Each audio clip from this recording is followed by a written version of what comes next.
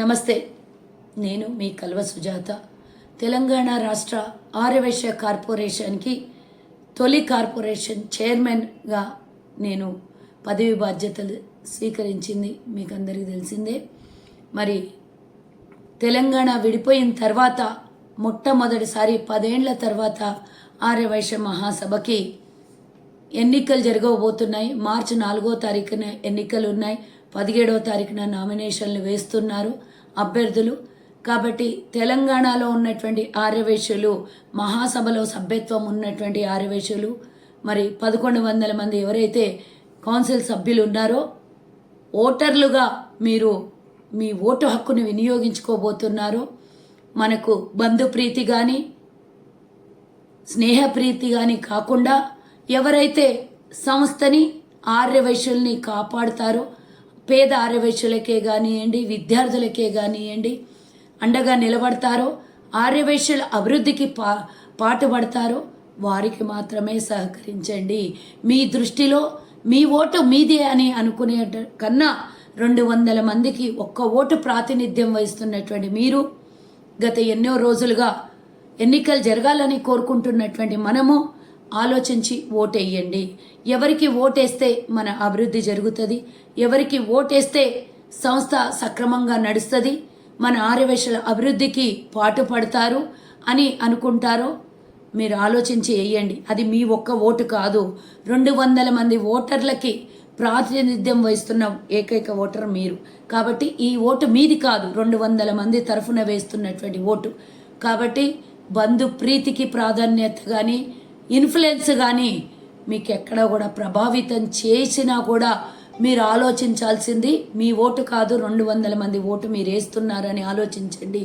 జిల్లాల అభివృద్ధి, రాష్ట్రం అభివృద్ధి, రాబోయే రాజకీయాల్లో మన వంతు పాత్ర ఎవరు ప్రాముఖ్యత ఇవ్వగలుగుతారు, మన ఆర్యవైశ్యులకి రాజకీయంగా బలం ఎవరు చేకూర్చగలుస్తారు. అలాగే స్థానిక సంస్థల ఎన్నికలు కూడా ఉన్నాయి.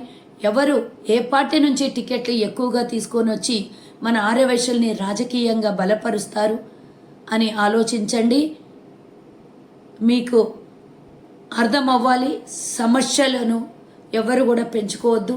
సమస్యలు రాకుండా సాఫీగా అన్ని విధాల ఆర్యవైశ్యులకు అండగా నిలబడే వ్యక్తిని మాత్రమే ఎన్నుకోవాలి.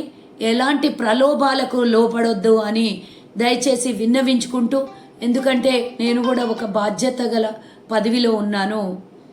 రేపు పొద్దున అన్ని జిల్లాలకి కార్పొరేషన్ ద్వారా, ప్రభుత్వం ద్వారా, ఇటు దేవాలయాలకు కానీ, పేద ఆర్యవైశ్యులకు విద్యా, వైద్యం, ఉపాధి కోసం కానివ్వండి, అన్ని విధాల తోడ్పడాలని నా వంతు నేను కృషి చేస్తున్నాను. దానికి సహకరించి సహాయంగా ఉండే అధ్యక్షుడు, అలాగే మన తెలంగాణ రాష్ట్రంలో ఉన్నటువంటి ఆర్యవైశ్యులు అందరూ కూడా మంచి నాయకుడు అని అనిపించుకునే వాళ్ళు ఎవరైతే మీ ఉద్దేశంలో ఉంటారో అందరితో చర్చించి, మీ మండలంలో కానీ, మీ నియోజకవర్గంలో కానీ, మీ జిల్లా నాయకులతో కానీ చర్చించి మాత్రమే ఓట్లో పాల్గొనండి. దయచేసి ప్రలోభాలకు లొంగకండి. కేవలం 10 ఏళ్ల తర్వాత తెలంగాణ ఏర్పడిన తర్వాత మొట్టమొదటిసారి మన హక్కును వినియోగించుకోబోతున్నాము. ఆ హక్కు 200 మంది హక్కు.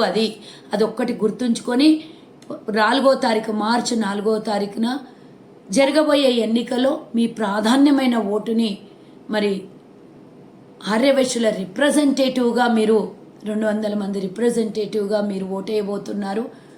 ఆలోచించుకోవాల్సిందిగా, జాగ్రత్త పడాల్సిందిగా, ఆర్యవైశ్యుల్ని రేపొద్దున చైతన్యవంతుల్ని చేయాల్సినటువంటి బాధ్యత మీ మీద ఉంది. కాబట్టి 200 మందికి రాని అటువంటి అవకాశం మీకు వచ్చింది. కాబట్టి మీరు ఎన్నో విధాల ఆలోచించి వేయాల్సినటువంటి అమూల్యమైన వేటుని దుర్వినియోగం చెయ్యొద్దు అని నా యొక్క సూచన, సలహా కూడా.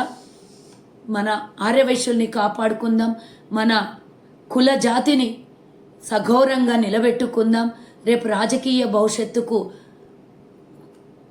భవిష్యత్తుకు పెద్దపీట వేయాల్సినటువంటి బాధ్యత మనందరి మీద, రాబోయే అధ్యక్షుడి మీద ఉంది. కాబట్టి ఇవన్నీ సుముఖమైనటువంటి నాయకుడిని ఎన్నుకుందాం. మనందరం అమూల్యమైన ఓటుని వేసి మనకు తగు న్యాయం చేసే అభ్యర్థిని మాత్రమే ఎన్నుకుందామని నేను విన్నవించుకుంటున్నాను. జై హింద్, జై వాసవి.